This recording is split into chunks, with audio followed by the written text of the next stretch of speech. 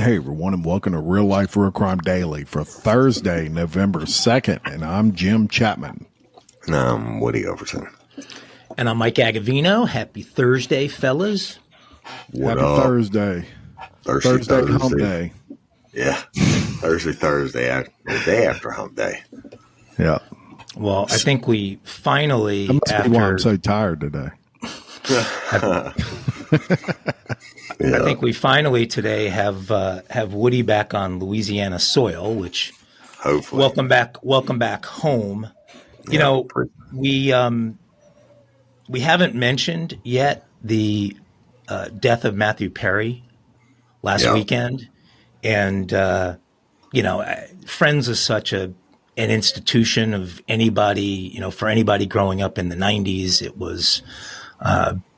One of the last pieces of appointment viewing in television. I mean, it was one of these shows that consistently got 25 million plus viewers to the show. I mean, nothing like that happens anymore. I mean, there aren't really any shows other than football that get north of 5 million viewers. And so it was an institution, and just sad, 54 years old, I think he was, 54. Yeah.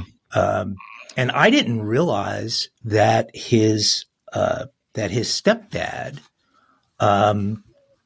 is Keith Morrison from Dateline. I don't know if you guys knew that. Yeah.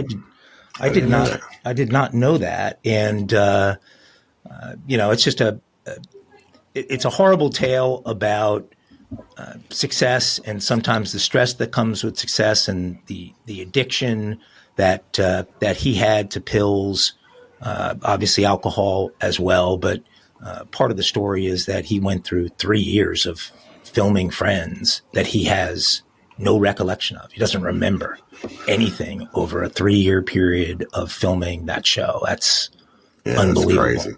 Every Thursday night, I used to get a 12-pack of beer, and we would watch Friends and drink that before we went out. So same here. I saw every episode of it. No, it was great, and it was, let's face it, something that never ever again will anyone create for television, a show like that. All right, and we're going to California, and a 23-year-old man will spend a minimum of 25 years behind bars for killing his girlfriend with an ice axe in a garage. Ice axe. Then touching her body sexually after she died. Nice. A judge sentenced Daniel Gunnarsson to 25 to life, which we'll get into this after. That's shocking enough. With an additional 2 years and 4 months for the death of Catherine Pham. Gunnarsson was found guilty of first-degree murder with the use of a deadly weapon and abuse of a corpse. On May 18th, 2021, police responded to a 911 call and found Pham with trauma to her body. Officials pronounced her deceased at the scene and consequently arrested Gunnarsson in connection with her death. Pham and Gunnarsson were in a relationship for about a month prior to the killing. On May 17th, 2021, Gunnarsson reportedly displayed some animosity towards Pham and expressed what his friends believed to be suicidal behavior. He reportedly went to his stepfather's house on May 18th, 2021, and spoke about his failing relationship with Pham. He called her and apologized, then picked her up at her apartment and drove her back to his stepfather's home. When they got to the house, Pham and Gunnarsson went into the RV garage. Painters working at the stepfather's house heard Pham screaming and what sounded like shuffling of items. The painters went into the garage about an hour later and discovered Gunnarsson with blood all over his body and Pham deceased on top of a mattress topper. Pham was partially naked with her chest and midsection exposed. The painters went to the stepfather for help and called 911.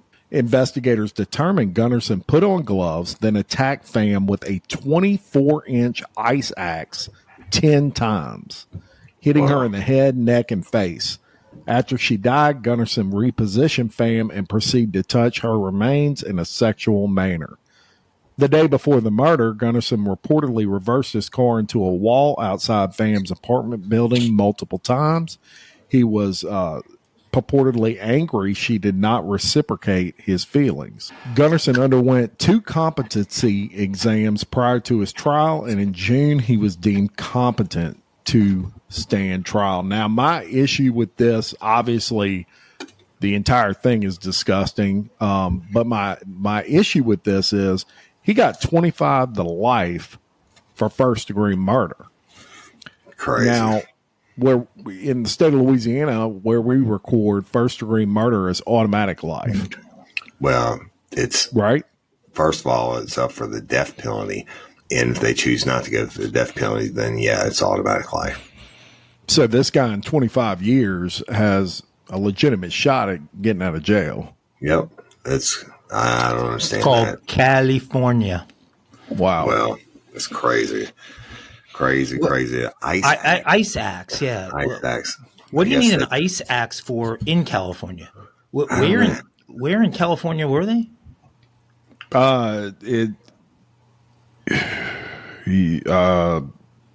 don't know if I have the city here, Mike. It doesn't matter. There's nowhere in California. Apparently found a glacier somewhere in California that no one else on Earth is aware of. I don't know what the freaking ice axe is for.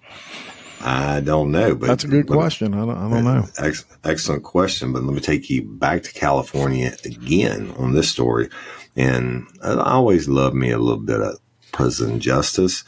In the California Department of Corrections and Rehabilitation, I guess they renamed it, this week identified inmate Jason Budrow as the suspect in the August 23rd attack on Paul Flores, the man convicted of murdering Kristen Smart. I think everybody remembers that story.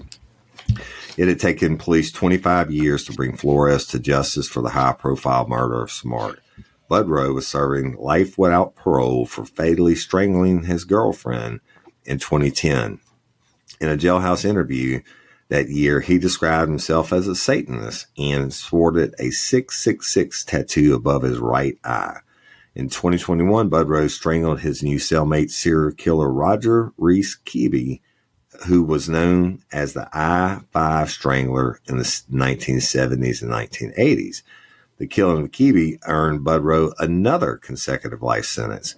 An autopsy revealed that Budrow strangled 81-year-old Keeby in their cell. Budrow wrote a letter to a local paper following the killing, stating that he killed Keeby on the day they became cellmates, though he had planned the murder for months after he saw a TV special about him and had sought out to share a cell so he could murder his ass. Budrow wrote that although he wanted a single cell, he was on a mission for avenging Keeby's victims. Budrow told the newspaper that he had carved a crude inverted pentagram into Keeby's body. He was put in he was put in admin seg, a single person cell like he wanted, and then they transferred him to Pleasant Valley. In light of Budrow's history, it's surprising that he would be put anywhere near a prisoner like Flores. The department has declined to share information about how Budrow was able to get to Flores or whether they were investigating how the attack happened on the agency's watch. California Department of Corrections is limited in the amount of information it can provide on incarcerated people's housings for safety and security reasons. Budrow was placed in restricted housing there, which under state law was reserved for prisoners who may pose a risk to others or themselves.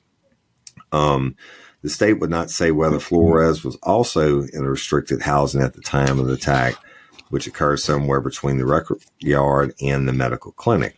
Authorities also haven't disclosed a possible motive. Well, it's self-explanatory with this dude's history. But Flores was hospitalized in serious condition for 2 days before he was returned to prison. And after the attack, Budrow was found near the scene with some sort of prison-made weapon and surrendered to prison staff. Prison officials have recommended that prosecutors charge Budrow in the attack on Flores, right? So, there you have it. Prison justice at its finest. Wow, I can't believe he didn't kill him. Well, I think he should get an award. Well, I can tell you any of these high profile convicts, inmates, they're not going to last long in prison once they get in general population. I mean, you make a name. That's how you make a name for yourself there. Right. The ones kill that someone that is well known.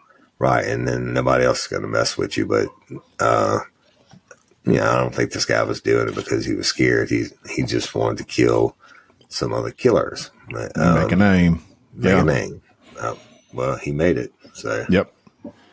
Well, and the first way he made his name was that first murder of that, because that guy strangled a bunch of women in the 70s and 80s. The Kibbe, whatever his name was. So it doesn't sound like that could. Well, I guess it could happen accidentally, but it sounds sort of fishy. Like, maybe they wanted to see this guy get a shot, give Boudreaux a chance at the guy. I don't think they really cared about Boudreaux, or Flores. Yeah. Hey y'all, let me tell you about Gobble. All Gobble meal kits are pre-prepped. That means less work for you and less waste in your kitchen. Their meal kits include everything you need so you can save time at the store or just skip that trip entirely. I got the box in and I had 3 different meals. I had a Kung Pao chicken, crispy fish tacos, and a beef bourguignon, however you say it. But let me tell you about the classic beef bourguignon. Look, it came with beef pot roast and a beef broth concentrate, red wine demi-glaze, cremini mushrooms, cipollone onions, mashed potatoes, baby carrots, and rosemary thyme butter. It was so easy to make. Literally like 15 minutes it took Cindy. And let me tell you something, all the dishes were fire, but this thing was like a taste explosion in my mouth. It's just unreal. We've got to spend more time together and more time doing the things we love because everything came in this one single box right to my door. So see what a difference Gobble will make for your household. Right now, they're offering my listeners a fantastic limited time deal. You get $120 off across 4 boxes plus free shipping and free cookies. And let me tell you, those cookies, I ate one that was sin baked and it was delicious. Go to gobble.com/real life. That's GOBBLE.com/real life for $120 off your first 4 boxes. This offer is not available on the home site, so don't miss out. This is genius. It's taste explosions in your mouth like you never had. Hey ladies, are you feeling overwhelmed by hormonal changes? Well, you're definitely not alone. There are more than 1,000 hormone disruptors living in our environment right now. It's in your food, your water, the air you breathe, the clothes you wear, your skincare products. They all mess with your hormones. Then there's the natural hormone changes your body goes through, premenopause, menopause. And while it's a natural process, it doesn't mean you have to suffer through it. The good news is you don't have to suffer through it anymore because now you have Hormone Harmony, a formula made only with herbal ingredients that are shown to reduce hormonal symptoms in women of all ages. Hormone Harmony is not just a hormone support and supplement. It's become a phenomenon. Women can't stop talking about it on social media. A bottle of Hormone Harmony is sold every 24 seconds. And the biggest benefit? Well, my wife says it makes her feel like her own self again. And that's what women mention over and over in the reviews. And there are over 30,000 reviews for Hormone Harmony. And for a limited time, you can get 15% off your entire first order at happymammoth.com. Just use code RLRC at checkout. That's happymammoth.com and use code RLRC for 15% off today. That's happymammoth.com and use code RLRC. Wow. Okay, let's go down under. Jim, you got your accent ready for me? Hello there. Good day, mate. Perfect. You've even got the regional dialect for where we're going. 2 heroic cops have been awarded after saving a man from certain death after he became trapped in a mountain of grain in an outback Queensland silo. Wow. Dramatic video of the incident shows the officers, paramedics, and residents furiously digging and working together to save the man named John. Can you get some more shovels, mate? Oh, I got to do that better. Boom. Can you get some more shovels, mate? We need the ability to protect his breathing. Jesus, I did this for my wife, and it wasn't bad. I just can't. I get stage fright doing my Australian or British voices. I don't know why. Sergeant Wiley Steele could be heard yelling as he attempted to keep the man's head above the surface. So this guy had an entire silo of grain collapse on him. And his entire body, other than his head, is below grain level. And they are working like crazy to just keep his head above and at an angle where he can breathe. Sergeant Steele and Senior Constable Callum Moriarty were this week awarded for their efforts to save this man's life. They were honored at the Q Bank Everyday Hero Awards in Brisbane. They won the Working Together Award and for their efforts to free the man. After the 78-year-old man became trapped in the silo, they used a piece of pipe to allow the man, who was buried up to his chin, to breathe while they worked on the rescue.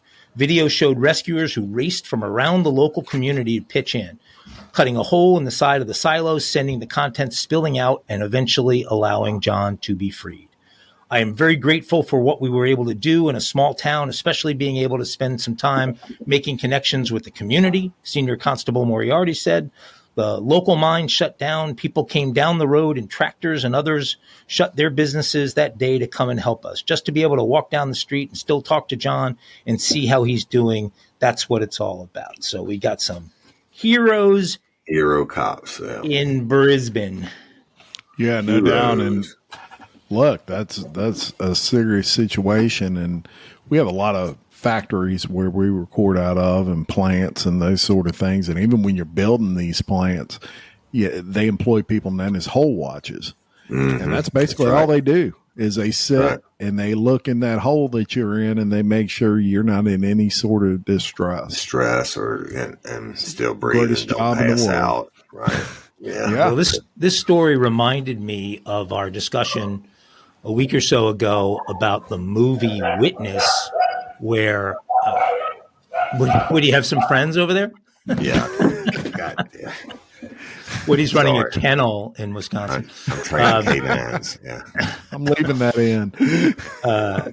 This was where we had to go to Mr. Skin to validate that we did indeed see Kelly McGillis's boobs in that movie. But one of the bad guys in that movie dies when John Book releases a lever, and I don't know if it was what kind of grain it was, but buries him in grain like this guy was buried and almost went. It was not a pleasant way to go.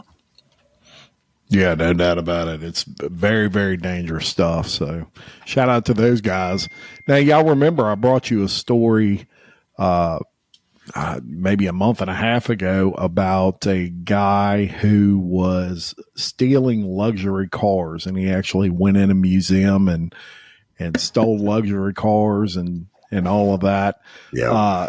I got a similar story, but a different manner in which this guy was stealing luxury cars. So a California man has been arrested and charged with 18 felonies in a $1 million theft scheme involving luxury cars. Officials identified the suspect as 25-year-old Kendall Clark, who was arrested in San Diego. Clark's felony charges include embezzlement and car theft. Last month, the owners of the stolen vehicles filed complaints with the Riverside Auto Theft Interdiction Detail, known as RAID. And that tells you they must have a lot of auto thefts there if they've got a whole detail dedicated to it. In the investigation, authorities alleged that Clark filled out paperwork to rent cars. Okay, he's going to rent these luxury cars. He paid for a 1-week rental. He goes, he picks them up from the owner, and never returned the cars when the owners reported them stolen. They were informed the vehicle was no longer in their name. So instead, the vehicles were located at car dealerships nationwide. Investigators say that he was, the titles had been forged, which is known as washing the titles. And it indicates obviously a change of ownership. Overall, officials say the total values of the cars are over $1 million. Some of the vehicles included a 2022 Chevrolet Corvette, a 2015 Lamborghini, and a 2021 Porsche Cayenne. Clark pleaded not guilty to the charges and is being held on a $250,000 bail. So this cat was renting the cars for a week and just never bringing them back, changing the titles, and then trading them in. How about Was he renting them on some kind of service? Because you said like renting from individuals. Well, you know, it didn't specify a service. I mean, I do know there are some luxury car services out there that serve as like third parties. So if, you know, Mike, you've got a lot of luxury cars. If I wanted to rent one of those, I would, and you had a broker, this broker would broker this deal between me and you. So he may have been going through a broker in order to get the vehicles, but at the end of the day, the broker is not going to accept responsibility. He may have some sort of clause in that contract that says, you know, all I'm doing is being a middleman. I'm not responsible if your car gets stolen. So I don't know, but it sounded like it was like an Airbnb for cars. Essentially, that's what I'm thinking. Something could be. It didn't really specify, but at least he stole good shit and wasn't like the girl with the key for the strip club, Pinto. right? Yeah. So, I want to see if that 21 Cayenne is still available. You know, when my first vehicle I ever had was a 1978 Chevrolet Chevette, and it didn't have any paint on it. You had a vet? I had a vet. That's what I would tell people. They said, "What do you drive?" I'm like, a vet. A vet. Freaking vet. And I wasn't lying. It was just a Chevette and not a Corvette. But if you remember those vehicles, they were very, very small. We called it the clown car because we would pile 9 of us in it in high school, and you know, they're hanging out the windows. But hey, I paid $300 for it, and it started with a span. What can you ask for? I had a buddy. I had a good high school buddy, Brian Sweezy, who had a vet as well, and there was no less comfortable car on the planet to ride in the back of. And when you hit a bump in that thing, God. Yeah, I remember. Even in the front, it was bad. So anyway, Jim had a vet. And stealing those. Jim's first car was a vet. That's it. All right, y'all. I'm going to take you out to Maine, where the horrible tragedy happened last week. And the Maine National Guard asked local police to check on Robert Card, the reservist who killed 18 people. The request came from a soldier who was concerned Card would snap and commit a mass shooting. Sheriff's officers responded and tried to contact Card on September 16th. And the 40-year-old went on 2 shooting rampages in Lewiston, Maine, on Wednesday night, killing 18 people at just-in-time recreation and at the bar and grill.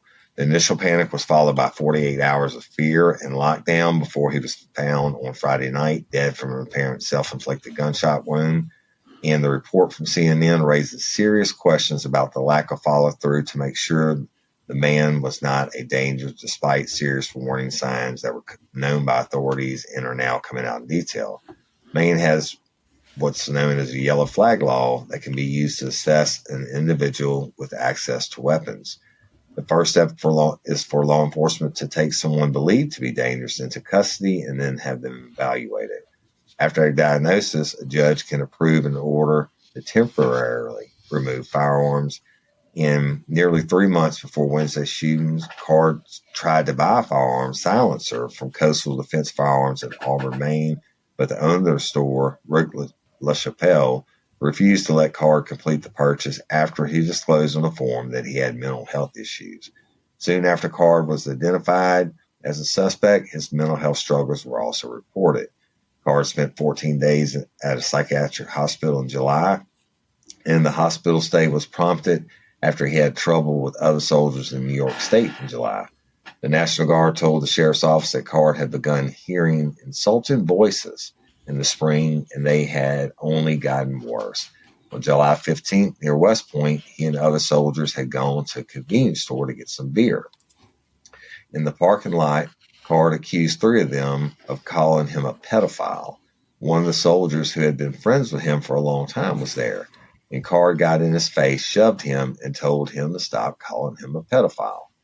The law enforcement source said they calmed their comrade down, got back to the motel where he locked himself in the room and would not respond. Following his erratic behavior, his friends took Card to a base hospital where a psychologist determined he needed further treatment, which led to the 14-day stay. After his release, there was another incident that led the Maine National Guard calling for a well-being check. The man and a friend who was a soldier were driving from a casino when he started talking about people calling him a pedophile, the National Guard said. When his friend told him to knock it off because he's going to get in trouble talking about shooting up places and the people, he punched him. According to the friend, he said he has guns and is going to shoot up the drill center at Saco and other places. And the friend is concerned that he is going to snap and commit a mass shooting. Threats to the National Guard facility in Saco led to some extra patrols, but Card never showed up. And in September, the sheriff's office responded to a health and welfare check requested by Sergeant First Class Robert Card's unit out of an abundance of caution after the unit became concerned for his safety.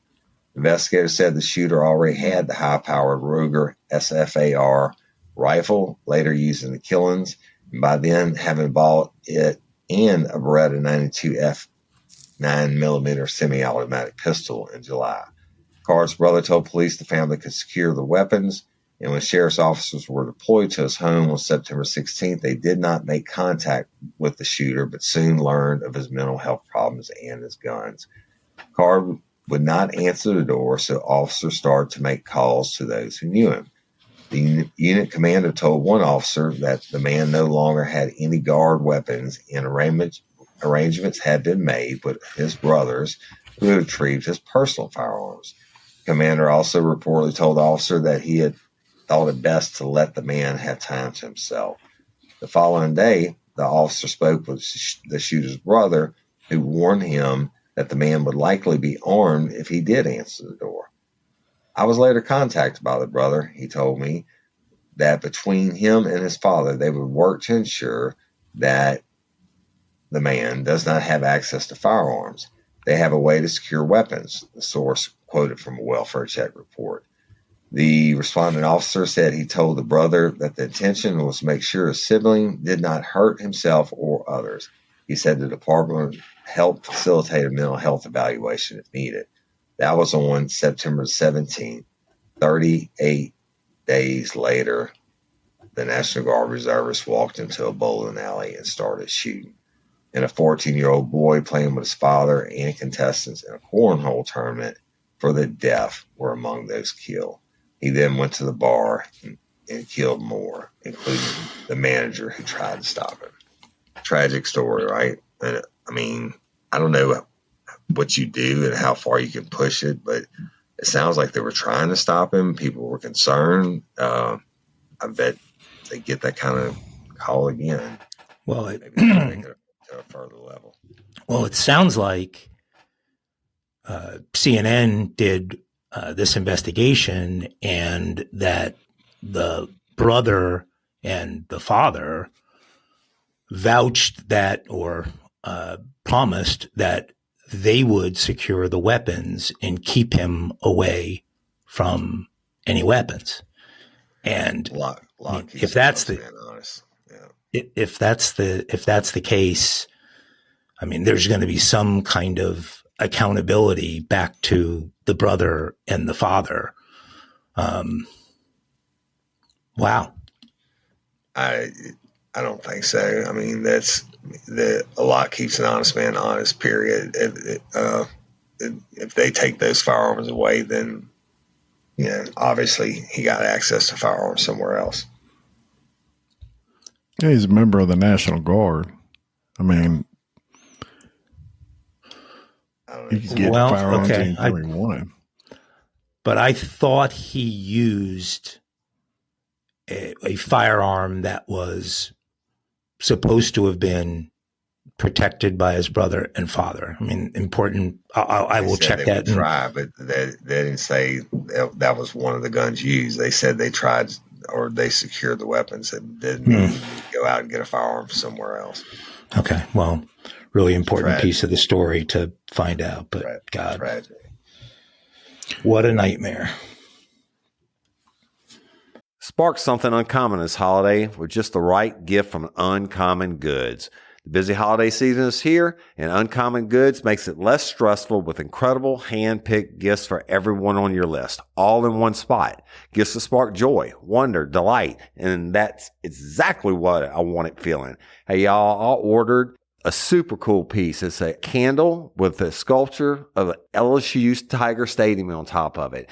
And each officially licensed laser cut wooden replica features up to 4 layers of detail, creating a bird's eye view of a specific football field, seating section, and more. And every label includes your stadium's name, the team's logo, and school location. And it has a coconut, soy, vegan wax infused with sandalwood smell that creates tailgates and touchdown scent profile, reminiscent of game day.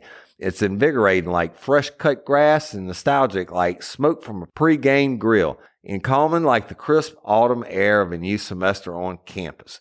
Y'all, I love it. I have it at the base of my TV, and I'm ready to watch the Tigers play on Saturday night, right? Uncommon Goods. Look, when you shop at Uncommon Goods, you're supporting artists and small independent businesses. And many of their handcrafted products are made in small batches. So shop now before they sell out this holiday season. Uncommon Goods looks for products that are high quality, unique, and often handmade or made in the U.S. They have the most meaningful, out of the ordinary gifts anywhere. They even have gifts you can personalize. From holiday hosts and hostess gift to the coolest finds for kids to hits for everyone from the book lovers to diehard sports fans. Uncommon Goods has something for everyone, not the same old selections you can just find anywhere. And with every purchase you make at Uncommon Goods, they give $1 to a nonprofit partner of your choice. They've donated more than $3 million to date. So to get 15% off your next gift, go to uncommongoods.com/RLRC. That's uncommongoods.com/RLRC for 15% off. Don't miss out on this limited time offer. Uncommon Goods, we're all out of the ordinary. Okay.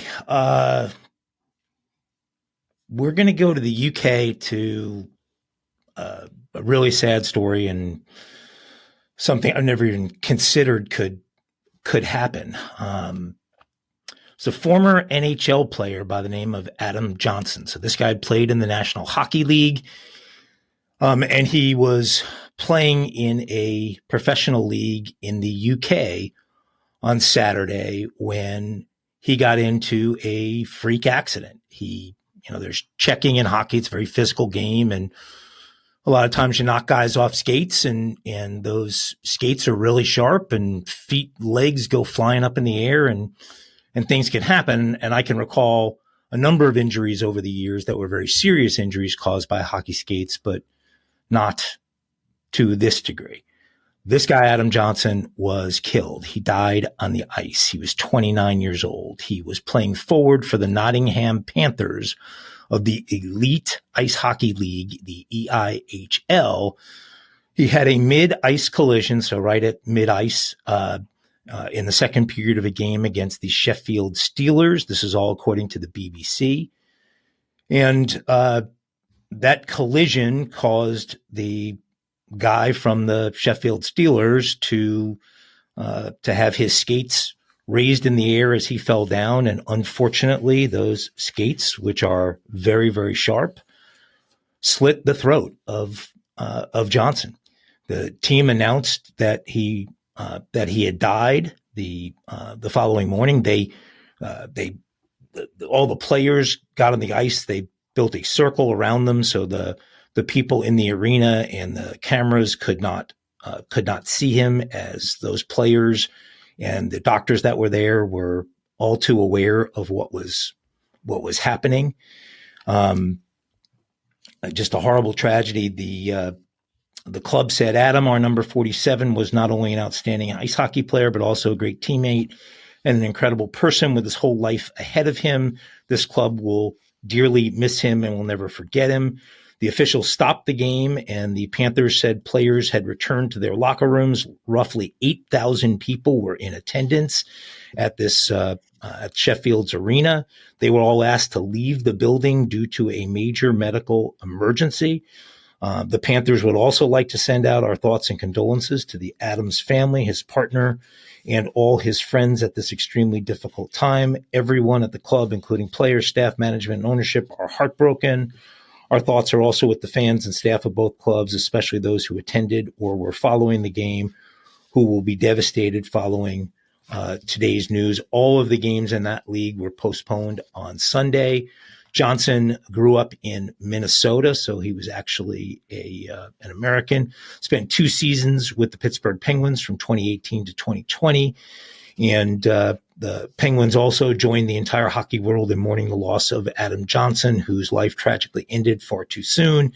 It was our honor to watch him fulfill his dream of playing in the NHL. What a horrible ending for a guy that's just out there playing the game he loves, and went all the way over to the UK to play it, and has this kind of a freak incident end in the loss of his life. It's crazy. Horrible. And Definitely bizarre. One of them freak accidents. I don't think I've ever heard of someone getting their neck sliced by a hockey skate like that. It's usually a goalie. It's usually goalies that get cut by skates, because there's a lot of activity in front of the net, and a lot of the most physical play happens there, and guys get thrown to the ground and their legs get up in the air. And so you've had a number of goalies over the years that have had serious injuries from it, but no, not, I believe he's the only person that I'm aware of anyway to actually be killed that way. All right, y'all. Kiki crimes for Thursday. This is a short one, but it's just kind of bizarre. In Lake County, Florida, last year, a homeless woman was arrested and charged with disorderly conduct after dancing in a vulgar manner in front of a school bus full of children. The arresting officer said she was also screaming profanities at the bus. And y'all, you know what she was doing? She was twerking in front of the bus full of kids. Oh my God. And dude, so I know this is not a really, really kinky crime, but that's what she got arrested for, shaking a booty and saying nasty words to the kids. And there's your kinky crime for Thursday.